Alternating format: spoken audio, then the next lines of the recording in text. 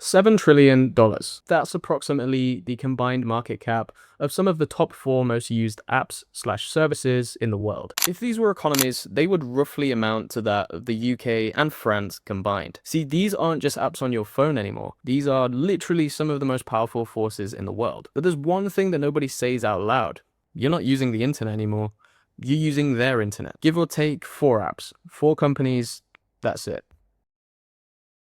When I was a kid in the 2000s, the internet felt like the Wild West. It was messy, chaotic, and kind of broken, but it was ours. It was a bit like a canvas. It was stupid, fun. You'd stumble across websites like Ling's Cars and admire the childish-like chaos, all the flashing fonts and neon gifs, or youareanidiot.com, where visiting it would make you feel like a rebellious little hacker, even if all it did was crash your mum's computer. Just watching the random 240p videos of dancing stormtroopers or those Club Penguin tutorials recorded with unregistered hypercam, it was random, but it was enjoyable. Yes, I know I'm looking back with nostalgic rose-tinted glasses, but there were no sponsors, no branding, no optimization, just people doing stupid things online, and somehow it felt magical.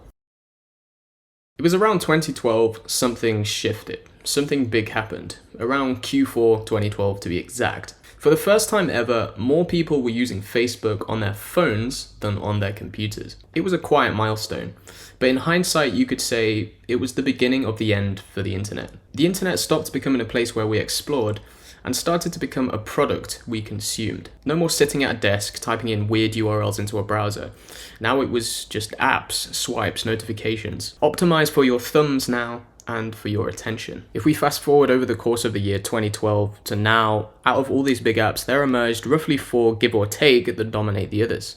YouTube, Amazon, Facebook/Instagram, and TikTok. And unfortunately, now it appears these titans can literally get away with murder, and there's not a lot we can do about it.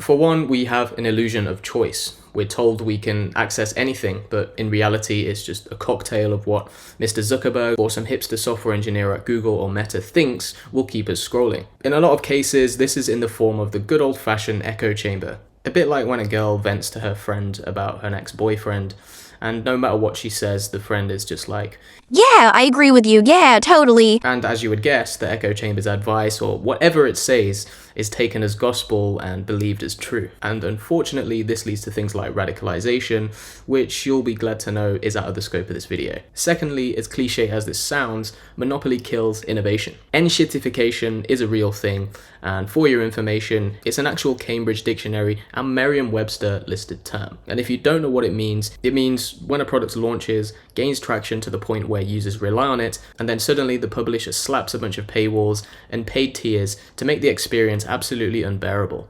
As long as these apps, which estimates suggest literally appear on 90 to 95% of smartphone devices, continue their dominance, status quo feats of the 2020s like enshittification will continue. Now fortunately, many are becoming aware of this, hence why you're on YouTube, watch a guy use YouTube to complain about YouTube. Thanks, by the way.